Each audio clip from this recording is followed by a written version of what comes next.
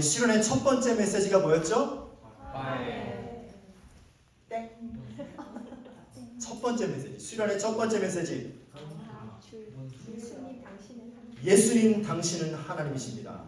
네, 제가 그랬잖아. 지난주부터 나는 수련회 저기 시작했다.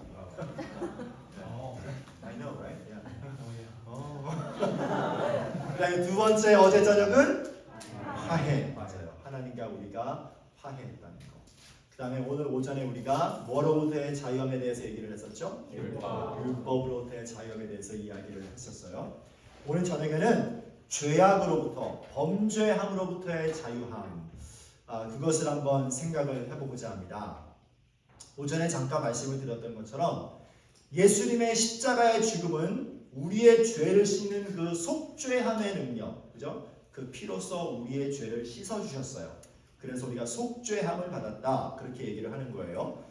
그 능력뿐만이 아니라 우리를 죄에서 해방시키는 능력이 있습니다. 그래서 우리가 그걸 구속이라고 해요. 어려운 말로. 여러분들이 이렇게 가끔 들으셨던 단어일 수도 있는데, 구속, 영어로는 redemption, 그렇게 이야기를 합니다. redemption이라고 번역을 해요. 그 redemption의 의미가 뭐죠? 옛날에 그 노예들이 있을 때는 그 노예를 해방시킬 때 어떻게 했어요? 가서 돈을 치르고 나서 그 노예를 샀어요. 그리고 그 노예에게 너는 더 이상 노예가 아니다, 자유한 몸이야, 그렇게 해줬어요. 그랬을 때 우리는 그 사람이 he has been redeemed, 그렇게 말을 해요. 그래서 redemption이라는 단어를 쓰죠. 그러니까 마찬가지입니다. 주님께서 그 십자가에서 죽으심으로 말미암아 뭘 하셨느냐? 그 피로써 우리를 사셨어요. 우리를 사셨어요. 그 다음에 우리에게 너는 더 이상 노예가 아니야, 그런 개념으로 얘기를 하시면 돼요. We were slaves to sin. 죄의 노예였어요, 우리는. 그 말은 뭐냐? 죄가 시키는 대로 할 수밖에 없었던 거죠. 죄의 노예니까. 그렇죠? 그런데 그런 노예였던 우리가 새로운 신분, new status를 받은 거예요. 그 새로운 신분이 뭐냐면 우리 주님께서 피로써 값을 치러주시고 He paid the price, 그죠? With His blood. 그 다음에 우리를 redeem 하신 거예요. 그리고 나서 우리에게 너는 이제 자유야. You are free from the power of sin and death. 그렇게 말씀을 하신 거예요. 자, 여러분, 우리가 이번 수련의 주제, 복음에 합당한 삶, 복음에 합당한 삶을 산다는 것은 바로 이겁니다. 바로 이거예요. 그리스도의 복음, 예수님께서 십자가에서 나를 대신해서 죽으심으로써 핏값으로 나를 사시고 나를 향해서 너는 이제 자유니까 그러므로 더 이상 no more 죄에 묶인 채로, 죄의 노예인 채로 그렇게 살 필요가 없어. 이제는 자유함을 얻었으니까 자유한 자로 살아가는 것. 그게 바로 복음에 합당한 삶입니다. Life worthy of the gospel. 이렇게 얘기를 하는 거예요. 죄는 오전에도 말씀드렸던 것처럼 죄는 단순히 어떤 룰을 쫙 놓고 그거를 지켰느냐 안 지켰느냐 그 개념이 아니죠. 그죠? 죄라는 것은 you can understand it as a power, 어떤 힘으로 느끼면 돼. 근본적인 악한 힘, 그렇게 생각하면 좀 더 쉬워요. 그 죄는 더 이상 우리에게 어떠한 권리도 가지고 있지 않습니다. The sin does not have claim over us. 그래서 로마서 6장 14절에 그것이 말씀하는 거예요. 죄가 너희를 주관하지 못하리니. 그렇죠? Sin no longer has dominion over you. 그래서 sin을 어떤 힘을 가진 존재로서 이야기를 하고 있어요. 그죠? 그냥 단순히 go against rule이 아니라 sin이라는 것을 하나의 어떤 힘을 가진 그런 것을 얘기를 하는데 그 죄가 더 이상 우리에게 어떤 힘도 가지고 있지 않다는 거예요. 우리가 십자가의 복음을 받아들이고, 그죠? 십자가의 복음을 받아들이고 예수님을 따라가기로 결정한 이상 죄는 더 이상 우리의 주인이 아니라는 거예요. The sin is no longer my master. 그렇죠? 그래서 결과적으로 우리가 자유함을 얻는 거예요. 그러니까 주님을 따르기로 한 나를, 이 죄라는 것이 나를 멈추지를 못해요. 예전에는 십자가 사건 이전에는 before the cross 우리가 하나님을 따르려고 해도 우리는 죄가 시키는 대로 할 수밖에 없었어요. 왜냐하면 우리는 죄의 노예였으니까. 그런데 우리는 거기로부터 통해서 자유함을 얻었기 때문에 그렇기 때문에 더 이상 죄가 우리를 어떻게 하지 못한다는 거죠. 그래서 예수님께서 십자가에서 뭐라고 외치셨어요? It is finished. 그렇게 말씀하셨어요. 그죠? 다 이루었다. 그렇게 선포하신 거예요. 뭐가 finish냐? 죄와 사망의 포로로 잡혀있던 우리들에게 십자가의 복음이 전해졌고, 그래서 예수님께서 그 모든 죄와 사망의 권세를 싸워서 이기셨고 우리를 save, 구원해 주셨고, 그 죄와 사망과의 전쟁에서 우리 예수님께서 완벽하게, 더할 나위 없이 완벽하게 승리하셨다는 거예요. 그렇기 때문에 우리는 더 이상 죄라고 하는 그런 감옥 안에 살 필요가 없습니다. No longer do we have to be imprisoned. 그죠? 그런 죄라고 하는 감옥에 더 이상 갇혀 있을 필요가 없는 거예요. 더 이상 그래서 이제 주님으로 떠는 그 자유함으로 자유롭게 살면 되는 거야. 자유롭게 살면 되는 거야. 그런데 우리의 그 경험이라는 것이 우리가 살면서 경험하는 게 좀 살짝 다른 거를 말해주는 것 같기도 해요. 무슨 말이냐? 아직까지도 참 많은 순간 하나님과 가까워지는 그런 결정을 내리기보다는 참 많은 순간 하나님과 이렇게 멀어지는 그런 결정을 내리는 나를 바라봐요. 그렇죠? 저도 그래. 많은 믿는 사람들이 여기서 헷갈려요. 난 분명히 예수님을 믿는데 난 왜 아직도 이 잘못된 습관, 또 잘못된 생각, 그런 욕심, 거기서 완전하게 자유롭지 못할까 하는 그런 생각이 들어요. 분명히 자유라고 했는데 나는 자유롭지 못한 것 같아. 아직까지도 내 생각과 내 행동이 이런 그런 잘못된 내 욕심 그런 거에 이렇게 캡처된 듯한 그런 경험을 우리가 해요. 왜 그러냐 하는 그런 의문이 있는데, 문제는 우리가 그런 예수님 안에서 아직까지 우리는 우리의 육신까지 부활한 그런 완전한 존재가 되지 못했어요. 그러니까 구원이라는 것은 하나의 과정으로 보시는 게 어떠한 하나의 사건으로 볼 수 있어요. You can look at salvation as an event. 하나의 사건으로 볼 수 있어. 그래서 십자가의 사건을 통해서 죽어가던 내가 건짐을 받는 그런 하나의 사건이 될 수가 있어요. 그렇죠? 그 이벤트로 볼 수 있고, 또 하나의 관점, 제가 오전에도 말씀을 드렸죠. 구원은 여러 가지 관점으로 보는 게 중요하다고. 또 하나의 관점은 하나의 프로세스로 보는 거예요. 그냥 과정으로 보는 거예요. 그래서 여기에 내가 죄인이었다가 의롭다라고 칭함을 받았어요. 그죠? 그게 이제 칭의. 예수를 믿는 순간 나는 no more, 그죠? 내 죄 때문에 심판받는 것이 아니라 now you are righteous. 너는 의로운 자야 라고 이렇게 하나님께서 불러주신 칭의 사건이 있었고, 그 다음에 어떻게 되냐? 우리가 이제 성화라는 표현을 쓰죠. sanctification이라는 단어를 써요. 점점 더 주님의 모습을 닮아가는 그런 과정을 밟아가는 거예요. 그 다음에 그 제일 마지막이 뭐냐? 마지막이 뭘까? 마지막이 뭐 같아? 그 구원의 마지막 완성이 뭘까?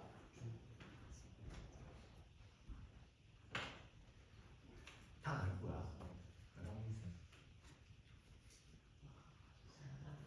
거야. 사순절 그때 뭐가 와? 부활. 그렇지. 숨 막힐 뻔했다. 네. 그게 구원의 완성인 거예요. 그러니까 우리가 구원하면은 죽어서 천국 가는 거 그렇게 생각을 하는데, 여러분 구원은 쭉 하나의 과정으로서 어느 완성된 순간을 향해서 다가가는 겁니다. 그게 완성된 순간이 뭐냐? 우리의 영과 우리의 몸까지 완전히 새롭게 부활한 주님처럼 그렇게 변화되어서 부활하는 그 순간이 바로 구원의 완성인 거예요. 네. 그걸 우리가 glorification 그렇게 얘기를 해요.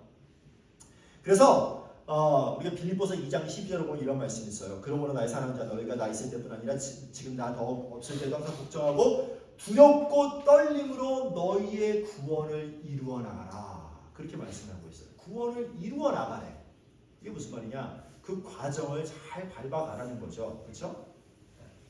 의롭다고 칭함을 받은 그 순간부터 성화가 이루어지고 나중에 영원롭게 대해서 부활하는 그때까지 그 구원을 계속해서 너희 삶 가운데 이루어 나가라고 사도 바울이 말씀하는 겁니다.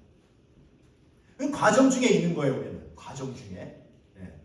그래서 예전에 여러분들 배우셨겠지만 이 개념 있죠. Already but not yet. 그 개념을 예전에 이상봉 목사님께서 자주 말씀하셨어요. 이미 그러나 아직.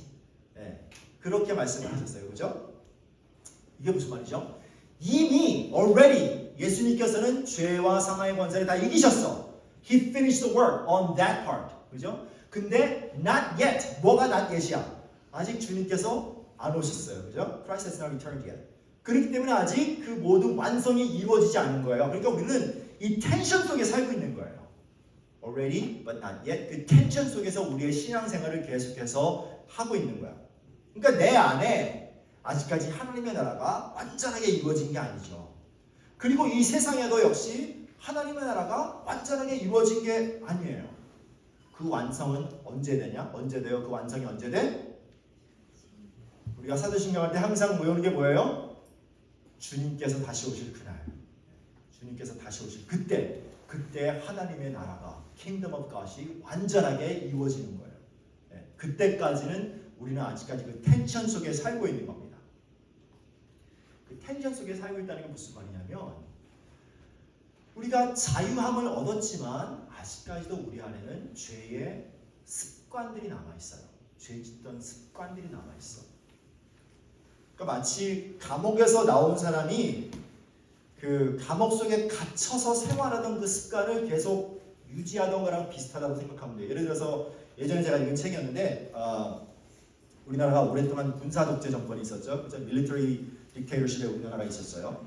그때 그 군사 정권에서 굉장히 아주 파워풀한 포지션을 갖고 있던 사람이 있었어요. 그런데 그 군사 정권이 무너지고 밀리터리 딕테이터십이 무너지고 이제 데모크래틱 거버먼트가 들어왔잖아요. 민주정부가 들어왔을 때 이 사람이 이제 감옥에 갇혔어. 감옥에 갇혔는데 정치범으로 갇혔어요. 정치범이 뭐냐? 그 사람은 훨씬 더 그러니까 political prisoner는 훨씬 더 헤비한 가드를 갖고 감옥 안에서도 계속 이 손에다가 포승줄을 갖고 있어야 돼. 몇 년 동안. 얼마나 답답해. 근데 이 사람이 한창 잘 나갈 때는 뭐 나는 새도 떨어뜨릴 만한 그런 권력을 갖고 있으니까 모든 걸 다 한 손으로 처리했어요. 누가 줄 때도 한 손으로 받고 누구한테 뭘 줄 때도 한 손으로 주고 평생 하여튼간 두 손을 써본 적이 없는 사람이야. 그런데 감옥에서 맨날 이제 이게 묶여 있으니까 다 두 손으로 받는 거예요.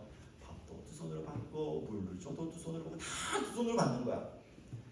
그러니까 감옥에서 풀려 나왔는데도 여전히 그 습관이 남아서 이제는 항상 두 손으로 받게 됩니다. 그렇게 말하시는 거를 제가 읽은 적이 있어요. 그리고 혹시 또 옛날 영화 나오네. 혹시 쇼생크스 리뎀션이라는 영화 아세요? 이건 좀 유명하죠. 오케이. 이건 좀 유명해요. 큰일 날 뻔했다. 어저께 미션 얘기했다 가지고 그래도 음악은 다 알았잖아. 그 쇼생크스 리뎀션을 보면은 나중에 이제 모건 프리먼이 제일 이제 석방이 돼요. 드디어 석방이 돼. 네, 석방이 됐는데 맞았어. 앞서가지 마. 그런데 그 그로서리 스토어에서 일을 해요. 그런데 화장실을 갈 때마다 손을 들고 bathroom break? 그렇게 항상 물어봐.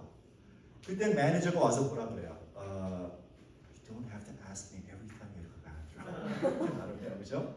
왜? 근데 감옥에서 항상 그게 습관이 됐었거든요. 자유한 몸이 되었는데도 그랬는데도 그 습관이 남아서 그걸 계속 어쩔 수 없이 하는 거예요. 그러니까 우리가 주님 안에서 그런 죄악으로부터의 자유를 얻었지만 우리 안에는 죄의 습성이 아직까지 남아있는 거예요.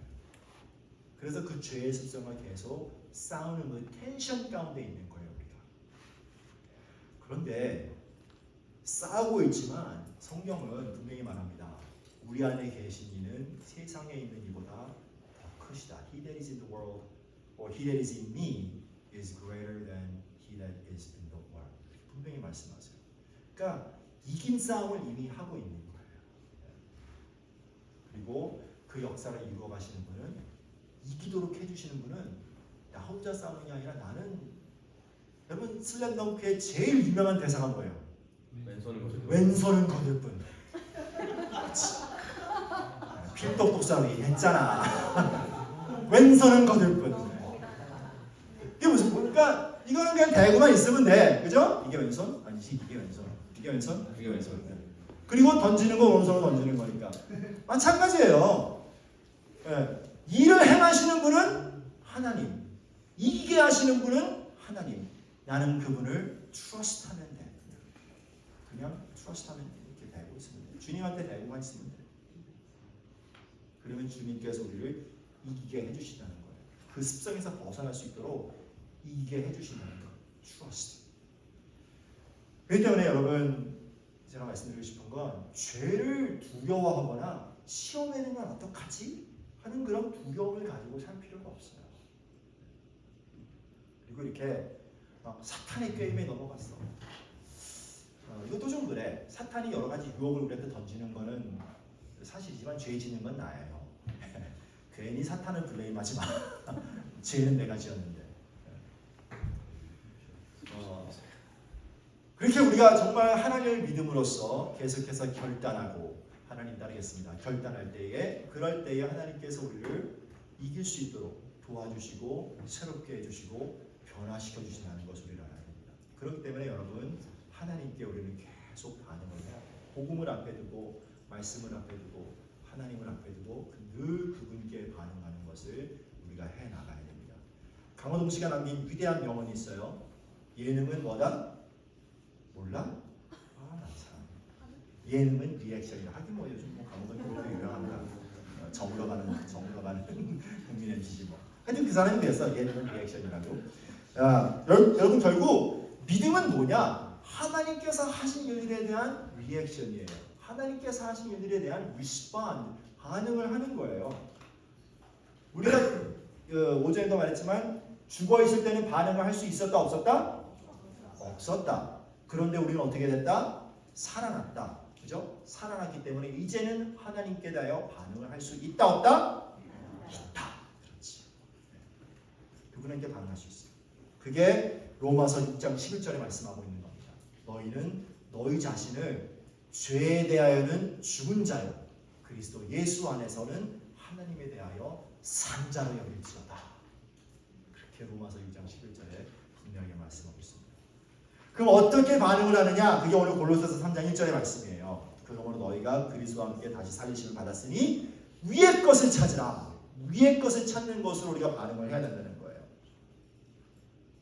하나님께서 우리를 자녀로 삼으셨기 때문에 특별히 사도 바울은 이 위의 것을 찾는다는 것을 어떤 비유로 얘기를 해주고 있느냐면 새 옷을 입는 것으로서 비유를 해주고 있습니다.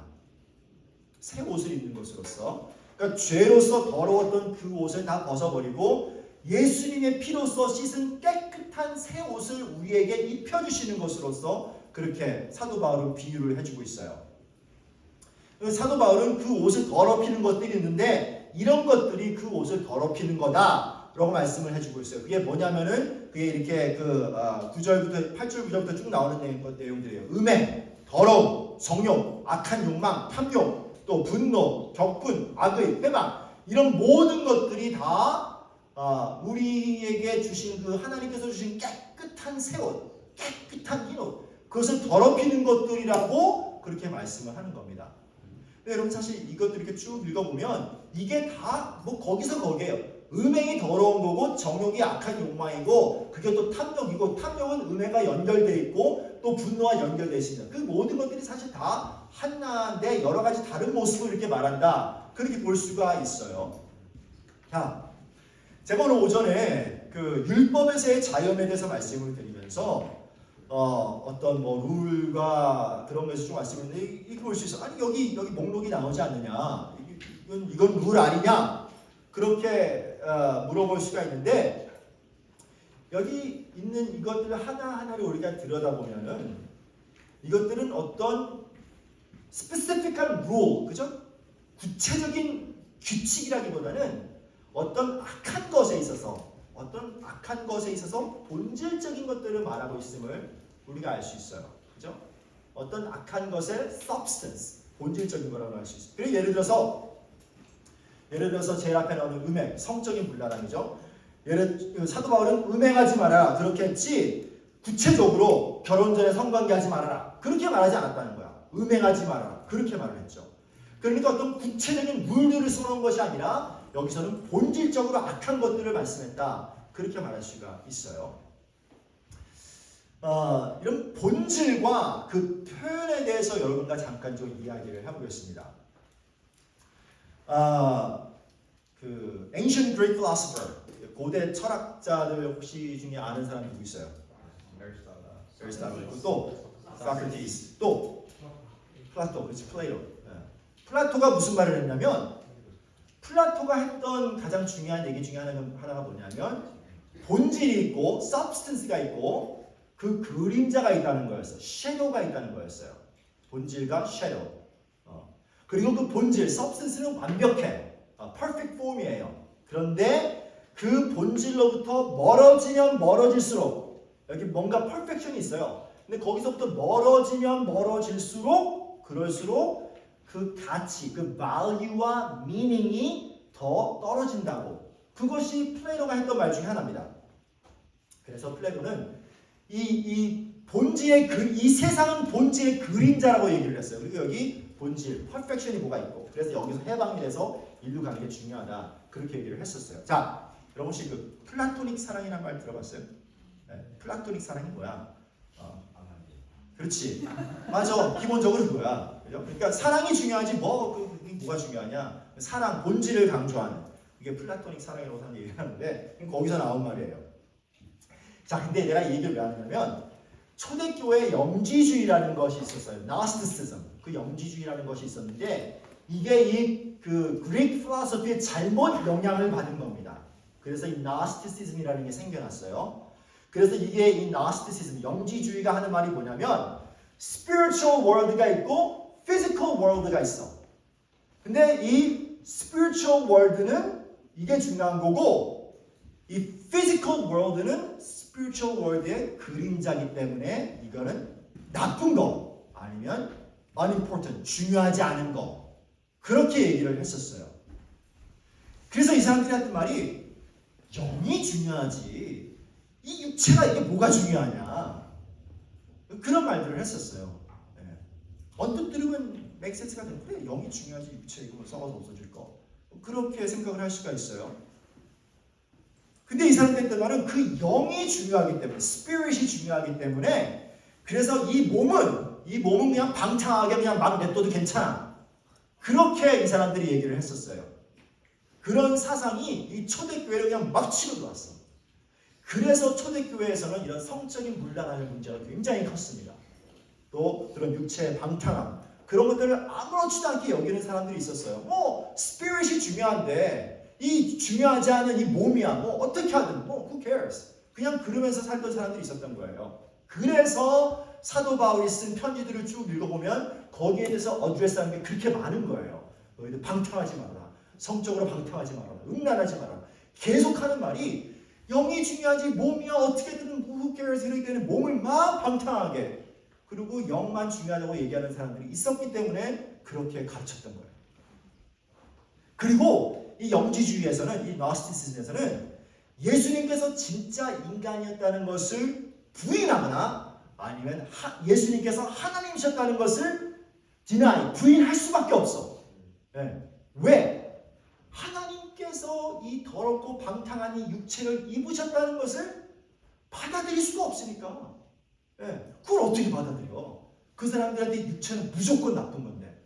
근데 하나님이 육체를 입으시고 사람이 말도 안 되는 거야 이 사람들한테는. 네. 그래서 바울이 쓴 편지들을 읽으면 바울이 그것을 굉장히 계속해서 강조합니다. 그래서 오늘 우리가 봤던 것처럼 육체적 죽음, 바로 이게 스펠아웃한 이유가 있어요. 그게 바로 잊지 마. 정말 사람이 되신 거야. 이 육체를 실제 육체를 입으신 거야. 그렇게 바울이 가르쳐줬던 거예요. 그렇기 때문에 영과 몸 둘 다 중요하죠. 둘 다 중요해. 그렇기 때문에 우리가 그 소망하는 최후의 승리가 바로 이 영과 몸 둘 다 부활하는 새롭게 소생되는 그 부활을 우리가 바라보는 겁니다. 그냥 영만 쑥 빠져가지고 천국 가는 거 그게 끝이 아니야. 그게 끝이 아니에요. 우리의 영과 우리의 몸도 완전하게 회복되어서 하나님 앞에 새로운 몸으로 부활하는 거. 그게 기독교인 거예요. 간혹가다 사람들이 형식은 중요하지 않아.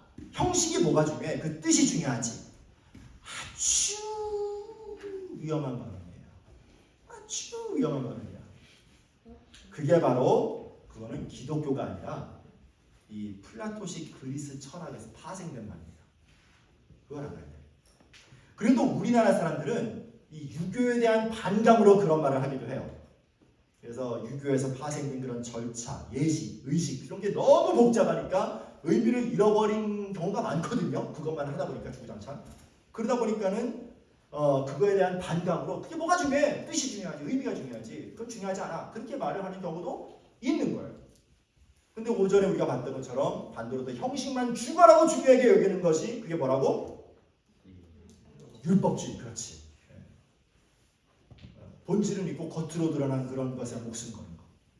그러니까 이 두 개의 익스트림에 대해서 사도 바울이 얘기하는 겁니다. 하나는 뜻을 무시하고 본질을 무시하고 의미를 무시하고 겉으로 나라는 거에만 주관하고 목숨 거는 거. 그게 율법주의. 잘못된 거야. 그렇게 사도 바울이 얘기하고 또 한쪽에서는 그 본질이 중요하지 겉으로 다는 건 필요 없어. 그럼 다 쓸데없는 거야. 그렇게 말하는 영지주의. 거기에 대해서 그게 아니야. 그렇게 얘기를 하고 둘 다 중요하다. 그것을 사도 바울이 바라고 있는 겁니다. 본질이 있으면 substance가 있으면 그거는 겉으로 드러나게 되어 있어요. 이게 둘 다 중요한 거죠. 우리 사람은 저와 여러분은 이 physical being이죠. 그렇죠? 그렇기 때문에 이렇게 눈으로 볼 수 있고 손으로 만지고 귀로 듣는 그런 것이 어떤 본질적인 것, substance를 이해하고 또한 표현하는 것에 있어서 굉장히 중요합니다. 왜냐하면 우리 인간 조체가 physical being이기 때문에 그걸 무시할 수가 없는 거예요. 이 두 개를 separate 시키면 그러면 이 본질이 소통이 될 수가 없어. 커뮤니케이션이 될 수가 없어요. 그렇기 때문에 본질이 있으면 substance가 있으면 그 본질을 나타내기 위한 형식이라는 것이 꼭 form이라는 것이 꼭 필요합니다. 무슨 철학 시간 아니고 뭔 소리를 저렇게 들어놓나 그런 생각을 하실 수가 있어요. It's going somewhere. Follow me. 예를 들면 이렇게 생각해 볼 수가 있어요. 좀 더 쉽게 생각해서 목마른 사람한테 중요한 본질이 뭐죠? 물이 중요해요. 그렇죠? 그렇지만 물을 마시려면 그 본질을 담을 수 있는 뭐가 필요해요? 그릇이 필요해요. 그렇죠? 하지만 그렇다고 그릇이 더 중요해요? 그건 아니지. 목마른 사람한테 빈 그릇 주면은 그러면 그릇으로 그렇죠. 그러면 그릇이 필요 없나? 그건 아니죠. 물을 마시려면 그릇이 있어야지. 그렇죠? 물을 마시는 것을 온전하게 담을 수 있는 그릇이 꼭 필요해요. 그렇게 본질과 형식을 이해하시면 될 것 같아요. 자, 여러분 우리 삶에 이렇게 본질이라고 할 수 있는 것들이 있어요. 믿음, 소망, 사랑, 감사, 기쁨, 기타 등등. 이런 것들은 본질적인 것이다. substance. 그렇게 얘기할 수 있어요. 근데 이런 것들은 그 본질이 있으면 형식이 겉으로 드러나고 그것을 또한 형식화하지 않으면 거기에 우리는 미닝을 줄 수가 없어. 그리고 그게 소통이 되지가 않아요. 자, 사랑을 예를 들어서 사랑이 본질이면 그 사랑의 의미를 부여해서 미닝을 줘서 우리의 삶에 적용을 하려면 그것이 어떤 형식이 돼서 커뮤니케이션이 돼야죠. 그렇죠? 사랑은 뭐 말을 하든지 편지를 쓰든지 뭐 손을 잡든지 키스를 하든지 사랑은 표현될 때 그 의미가 있고 그 본질이 상대방에게 소통이 될 수 있는 거니까. 그죠? 설거지도 하고 이쁘다고 말도 해주고 사랑하면 그게 다 있어야 돼. 그렇다면 오늘 본문에서 말하고 있는 건 여러 죄악의 본문 중에서 가장 앞에 있는 음행이라는 것을 놓고 한번 얘기를 해보도록 하죠. 여러분 결혼 전 성관계가 죄일까요? 죄가 아닐까요? 다들 눈빛이 초롱초롱해지는구만. 결혼 전 성관계가 죄냐 죄가 아니냐. 여러분 드라마나 영화에서 남녀간의 가장 아름다운 사랑을 주로 부부간의 사랑으로 표현을 합니까? 그렇지 않아요. 그렇죠? 다 결혼하기 전 청춘남녀 아니면은 결혼 생활에 만족하지 못한 사람들의 불륜. 주로 그게 아름다운 사랑으로 묘사가 돼요. 부부간에는 항상 싸우거나 항상 관계가 안 좋거나 그런 쪽으로 영화나 드라마에서 나오지 부부간의 사랑을 한다운 사랑으로 묘사하는 그런 영화나 드라마는 별로 없어요. 내가 아직 본 적은 없어. 그렇기 때문에 이제는 그런 어떤 그 결혼 전에 하는 성관계에 대해서 굉장히 자연스럽게 세상 풍조가 되었고 뭐라고 하는 거를 완전히 꼰대로 보는 시각이 있어요. 그러면 이게 정말 꼰대라서 하지 말라는 거냐 한번 생각을 해보도록 해요. 자 여러분, 성관계의 본질이 뭘까? 성관계의 본질, 그것의 본질이 오락인가요? pleasure, entertainment? 그게 성관계의 본질이야? 세상은 그렇다고 얘기를 해요. 세상에서는. 그런데 성경적 관점에서 볼 때 이 성관계의 본질이 뭐냐? 두 사람 사이의 온전한 사랑이다. 저는 그렇게 얘기를 해요. 자, 성관계의 본질적 목적이 생명의 잉태에 있느냐 아니면 두 사람 사랑의 표현에 있느냐 그렇게 물어본다면 저는 두 사람 사랑에 있다. 저는 그렇게 얘기하고 싶어요. 왜냐하면 창조라는 것은, 크리에이션은 이 사랑의 결과물로서 보는 게 좀 더 성경적입니다. 무슨 말이냐면 하나님께서는 사랑이시고 사랑이 충만하시기 때문에 세상이 창조된 거지, 하나님께서 이 세상을 창조하시려고 사랑이라는 걸 수단으로 삼은 게 아니라는 거예요. 그리고 이 창세기를 보면은 그 하나님께서 아담에게서 갈빗대를 취해서 하와를 만드셨죠. 근데 그게 이 갈빗뼈 하나만이 아니라 원어적 표현을 보면 사실 이 아담의 거의 반이라고 이렇게 볼 수 있어요. 반쪽이라는 의미가 있어. 근데 그 하와를 보고 아담이 어떻게 됐어요? 한눈에 뿅 갔어요. 네. 그죠? 그래서 내 살 중에 살이요 뼈 중에 뼈로다. 완전 로맨티스트야. 그리고 나서 둘이 한 몸이 되었다. 그렇게 성경은 말하고 있어요. 그게 그 창세기 2장에 나오는 말이에요. 그리고 나서 4장에 가서 이 둘이 동침해서 아이를 잉태했다. 그런 말입니다. 그러니까 두 사람 사이에 사랑이 먼저였던 거야. 그죠? 두 사람이 한 몸됨에 있어서 사랑이 먼저, 그 다음에 잉태가 두 번째 나오는 이야기입니다.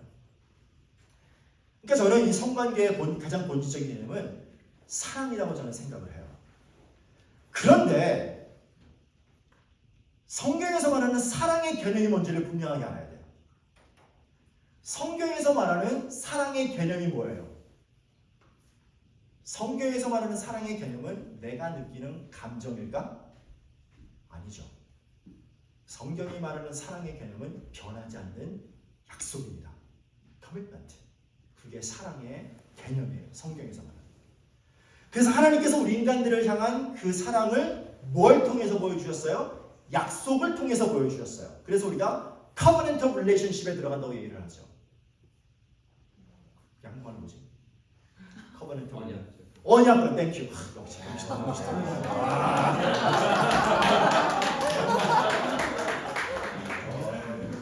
땡큐. 맞아요. 그 언약 관계에 들어갔다고 얘기를 하는 거예요. covenant of relationship. 그러니까 여러분, 성경적 사랑의 가장 중요한 의미는 약속입니다. 그게 사랑이에요. 성경에서는. 네. 그렇기 때문에 그 성관계라는 것의 본질 또한 약속 혹은 커미트먼트라고 말할 수 있는 거예요. 성경에서는, 아니 세상에서는 성관계를 오락으로 치부해요. 그죠? It's an entertainment. It's a form of entertainment. Pleasure. 그게 다야. 그래서 뭐 이 사람하고 자고 저 사람하고 자고 여러 마음하고 하고 어떻게 하면 더 자극적으로 만들 수 있을까를 끊임없이 연구하는 게 세상입니다. 그게 세상에서 바라보는 성관계의 목적이니까. 네. 그런데 여러분, 본질을 무시하면 껍데기만 남아요. 그죠? 그것은 마치 목마른 사람이 난 그릇만 있으면 돼. 물은 필요 없어. 말이 안 되잖아. 그렇기 때문에 여러분, 커미트먼트와 프로미스가 없는 성관계를 통해서 남는 것은 기쁨과 감사가 아니라 상처와 공허한 뿐입니다. 그러면 결혼 전 성관계는 음란한 것이다 아니라 두 사람의 관계 속에 커미트먼트라는 그 본질이 있고 그 본질에다가 어떤 형식을 통해서 의미를 줬느냐 안 줬느냐, 그게 중요한 거예요. 결혼 전 성관계냐 결혼 후 성관계냐 거기에만 초점을 맞춘 질문이 아니라 두 사람 사이의 본질이라고 할 수 있는 그 프라미스와 커밋먼트가 있느냐, 그리고 그 커밋먼트에 미닝을 줬느냐 안 줬느냐, 그게 중요한 거예요. 그거 없이 이루어지면 그거는 음란과 성적인 문란으로 빠질 수밖에 없어요. 그래서 앞서서 형식은 중요하지 않아 본질이 중요하지. 그래서 위험한 거야. 형식의 의미를 두지 않고 이게 중요하지, 우리 감정에 충실하자, 딴 게 뭐 중요한 게 뭐가 있어. 그렇게 되면 그게 결국 음란과 성적인 문란으로 빠지게 되는 거예요. 자, 정리하면 본질이 있으면 그 본질을 형식화하는 것은 중요하다 중요하지 않다? 중요하다. 형식의 차이는 있을 수 있다 없다? 있다. 그러니까 목마른 사람이 마실 수 있는 물은 그릇이 딱 하나 종류인가? 아니죠? 여러 가지 종류의 컵이 있을 수 있어요. 자, 무슨 말이냐? 사람들은 난 커밋먼트에 미닝을 줬어. 사랑한다고 말했어. 너와 평생 함께 할 거야. 그렇게 말했어. 그 말 한마디면 되지. 뭐가 더 필요해? 가자! 장미여관으로.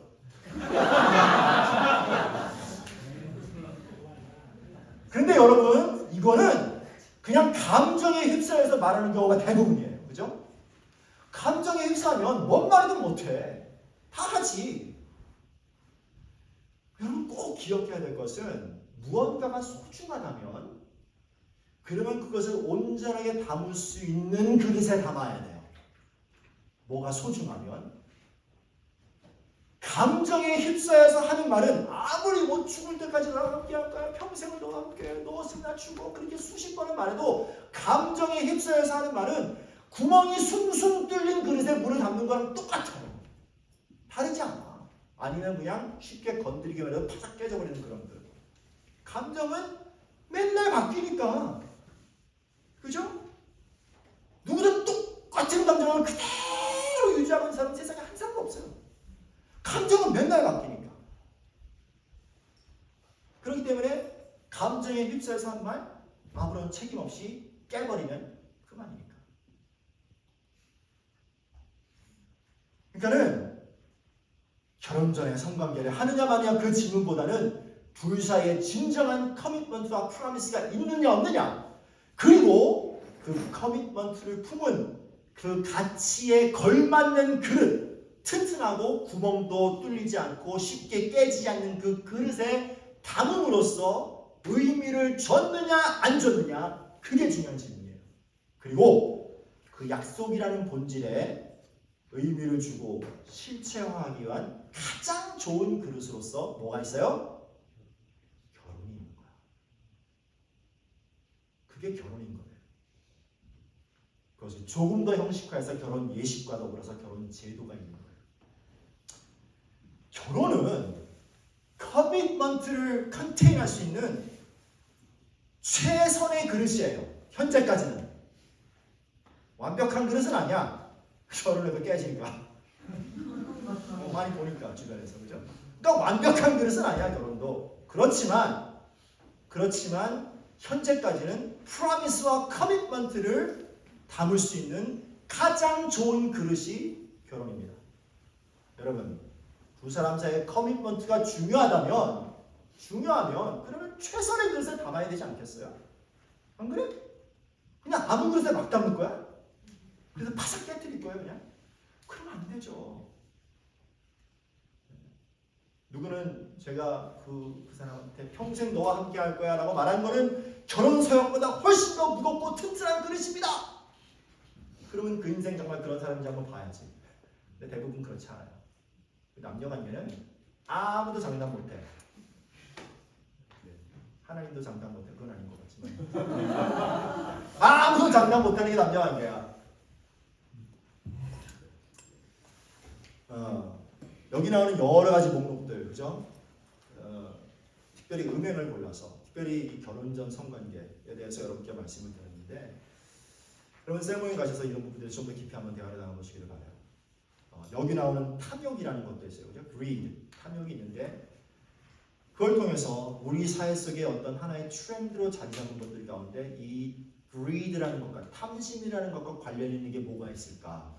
그럼 한번 생각해 보시게 대화를 나눠보세요. 예를 들면 뭐 승진, 투자, 아니면 블랙 프라이데이 쇼핑, 기타 등등 이런 것들이 혹시나 이런 것들의 본질은 뭘까? 그리고 혹시 이런 것들이 그 본질을 잃어버리고 탐심과 연결되어 버리지 않았는가 생각해 보시고, 또 반대로 탐심이라는 그런 본질적인 악이 있는데, 그죠? 그런 본질적인 악이 있는데 이 탐심이 혹시 내 삶 속에서 혹은 우리 사회 속에서 그냥 모든 사람들이 simply accept하는 그런 잘못된 모습으로 드러난 것은 있지 않은지, 그런 것도 한번 대화를 나눠 볼 수가 있어요. 그러니까 바울은 이 여러 가지 리스트들을 통해서 우리에게 본질적으로 악한 게 뭔가를 얘기하고 있지 또 다른 율법을 만드는 게 아니라는 거, 그거를 아셔야 돼요. 그리고 이러한 본질적인 것을 놓고 내가 취하는 행동들이 나는 위의 것을 찾는 것인가, 아니면 어떤 것이 이런 더러운 행동, 탐욕의 표현인가, 거짓의 표현인가, 그런 것을 한번 생각해 봐야 됩니다. 자, 사도 바울이 위의 것을 찾으며 살아라 그렇게 말씀하신 것은 우리가 그렇게 살 수 있다는 거예요. 믿음으로 선택하면 하나님께서 그렇게 할 수 있는 은혜를 부어주십니다. 더 이상 죄의 노예가 아니니까. 하나님께 구원받은 그 의미를 제대로 깨달은 사람, 그리고 그 의미를 늘 되새기면서 사는 사람은 그런 믿음의 선택을 할 수가 있습니다. 하나님의 영광을 알면, 하나님께 생하신 그 일을 알면 어떻게 그분 앞에 예배드리지 않을 수 있겠어요? 어떻게 그분 앞에 감사하지 않을 수가 있겠는 거죠? 그렇지 않고 다시 죄와 상관하며 죄를 가까이 하는 삶은 마치 포로 수용소에서 구출을 받았는데 다시 그 안으로 그냥 들어가는 것과 별반 다르지 않는 거죠. 주님께서 주신 새 옷을 입었는데 여러분 그 가치를 스스로에게 늘 리마인드를 하세요. 하나님께서 주신 새 옷. 여러분들가 만약에 여러분 생일날 엄청나게 비싼 새 옷을 누가 선물해 줬어. 막 사줬어. 그걸 입고 식당을 갔어. 근데 하필 중식당이야. 짜장면이 먹고 싶어. 짜장면을 시켰네. 그럼 막 후루후루 아무렇게나 막 먹겠어요? 아니지. 조심히, 그죠? 왜냐하면 입은 옷의 가치를 알고 그것을 선물한 사람이 소중한 걸 아니까, 그죠? 그러니까 조심하겠죠. 조심하게 행동할 수밖에 없어요. 저희 그 네이비 유니폼 중에 위아래로 하얀 게 있어요. 걸어갈 때 완전 로봇같이 하고 걸어다녀야 돼. 어디만, 나는 어디 닿지도 않았는데 하여튼 갔다 오면 뭐가 시꺼멓게 묻어있어. 너무 조심해야 돼. 그거 입으면 조심하게 행동을 할 수밖에 없어요. 그거 입고 아무 데나 앉지도 못하고, 그래서 그거 한 2시간만 있으면 허리가 뻐근해요. 뭐 특별히 한 것도 없는데 그냥 이렇게 그냥 모든 저서로 걸어다니고 서 있으니까 더러워질 것 같은 행동 자체를 안 해. 그러니까 여러분 난 죄 지을 게 뻔해. 죄 앞에서 난 넘어질 수밖에 없어서 죄를 두려워하는 마음은 필요 없지만, 그러나 죄를 짓지 않기 위해서 조심하는 건 필요해요. 죄 지을 만한 자리가 있으면 안 가는 게 좋아. 그죠? 늘 깨끗하냐? 그렇진 않아요. 우리가 세상 속에 살고 있기 때문에, 세상 속에 이 죄가 가득한 세상 속에 살고 있기 때문에 어쩌다 보면 더러움이 묻을 수밖에 없어요. 제가 신학교 때 신학교 때 돈이 없으니까 그래서 맨날 이렇게 박스를 놓고 밥을 먹다가 안 되겠다, 너무 처량하다 그래가지고 제 루메이트랑 같이 저희 신학교에는 이렇게 졸업하고 간 사람들이 가구 같은 거를 놓고 가는 창고가 있었어요. 그 창고에 가서 보니까 이 다이닝 테이블 하나 갖고 오자. 그래서 다이닝 테이블 하나 갖고 왔어요. 갖다 놓고 보니까 그게 뭔가 스크래치에다가 낙서도 써 있고 별로 보기가 좋지 않아서, 그래도 이렇게 식탁보 하나 덮으면 좀 나아보지 않을까? 그래서 월마트에 가지고 식탁보 하나 좀 괜찮은 거 샀어요. 파란색 체크무늬가 있는 그런 식탁보를 샀는데 그걸 쫙 덮어놓으니까 너무 좋아하고요. 그래서 밥 먹을 때 너무 좋아. 근데 밥을 먹다가 김치 국물이 톡 떨어졌네. 그래서 이러고 있었는데 그렇게 하고 나서 한 일주일을 먹으니까 뭐도 흘리고 남자들이니까 오죽하겠어. 이것도 저것도 흘리고 다 흘렸어요. 그래서 이거 좀 말아야겠다 그런 생각을 했는데, 제 마음속에 무슨 생각이 들어나면 한 가지 좀 시험을 해볼 것이 있어. 그래서 그 식탁보를 싹 뒤집었어요. 그랬더니 깨끗해. 깨끗하네. 그래가지고 또 그대로 놓고 일주일을 살았어. 살고 또 흘려가지고 또 이번 정말 빨아야겠다. 근데 제 생각 속에 또 한 번 싹 뒤집었어요. 그랬더니 깨끗해. 참 귀신곡할 노릇이야, 그죠? 그래서 또 먹었어, 또 달았어. 그러면서 몇 번을 계속 뒤집었다, 엎었다, 뒤집었다. 그래서 몇 달을 빨지를 않았어요. 참 신기한 건 뒤집을 때마다 그게 깨끗해. 왜 그런지 몰라. 네, 여러분, 그게 깨끗한 거예요? 아니지. 하도 더러워져서 더러운 걸 못 볼 뿐이지. 더러운 걸 보는 게 익숙해져가지고, 그죠? 맨날 더러운 거 보니까 그게 익숙해져서 더러운 게 묻어도 더러운 걸 모르는 거예요.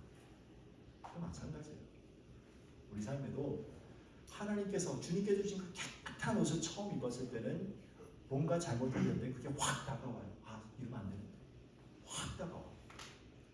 그런데 그냥 그거를 무시하고 계속 그렇게 살다 보면 어느 순간 그런 거지. 그냥 넘어가려.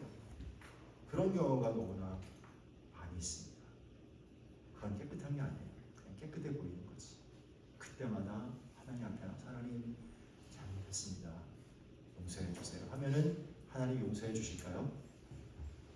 용서해 주시나? 용서해 주세요. 어떤 사람들은 회개라는 걸 너무 어렵게 생각하는 사람이 있어. 그래서 그거 한 다음에 다시 죄 짓는 건 회개가 아니야. 그래가지고 무슨 회개 그렇게 저는 거기에 totally disagree. 잘못해서 하나님 앞에 진심으로 잘못했습니다 용서하고 다시 똑같은 죄를 지을 수 있다 없다?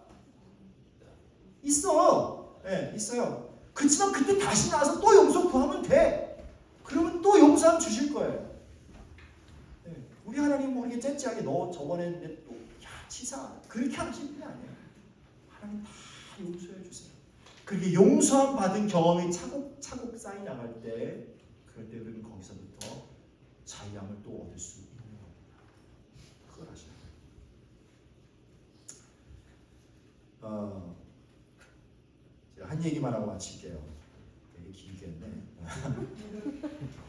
수요일 저녁에 아주 은혜 받는 시간이 있는데 수요 기도에 나오는 시간이 아니라 은혜 나서 은혜 받아요. 은혜 나서 은혜 받는데 그런데 수요일 날 은혜 받는 시간이 뭐냐면 제 아내와 함께 유퀴즈를 보는 시간입니다.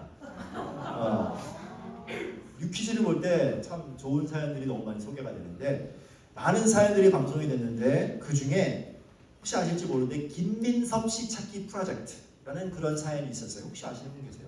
김민섭 씨 찾기 프로젝트 모르세요? 잘 됐네.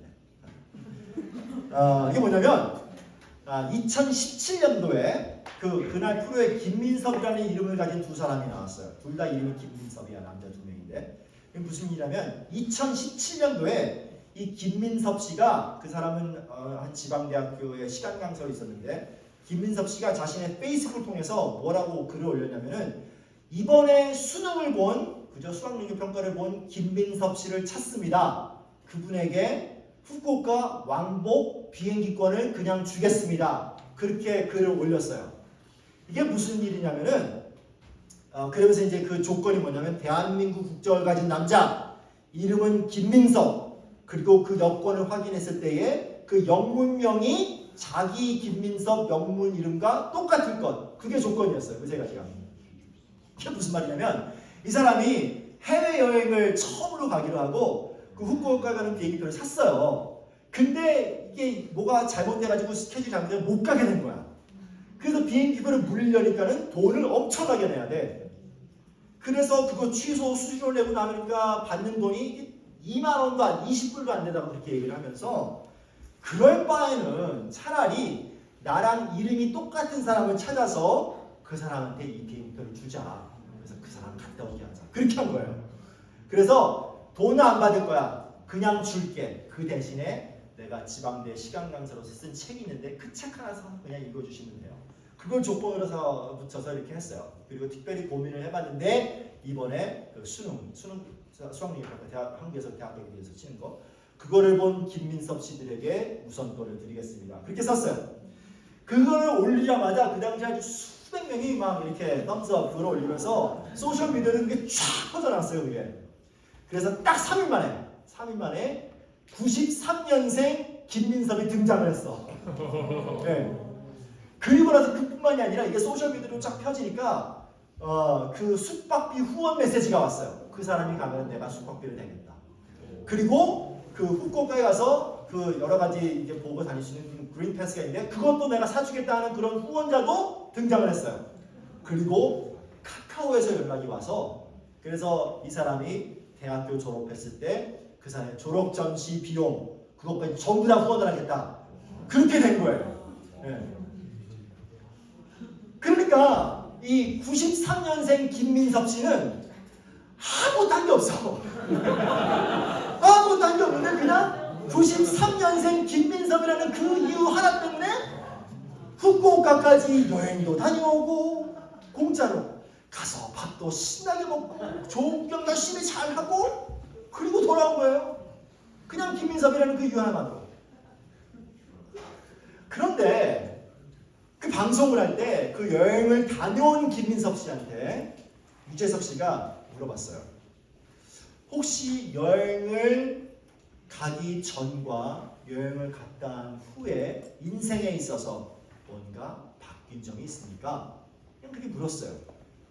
그랬을 때 그 93년생 김민섭 씨가 했던 말을 제가 잊을 수가 없어서 그걸 써놨어. 그리고 나중에 이거 언제 한번 설교에 써봐야겠다. 오늘이 그날이네.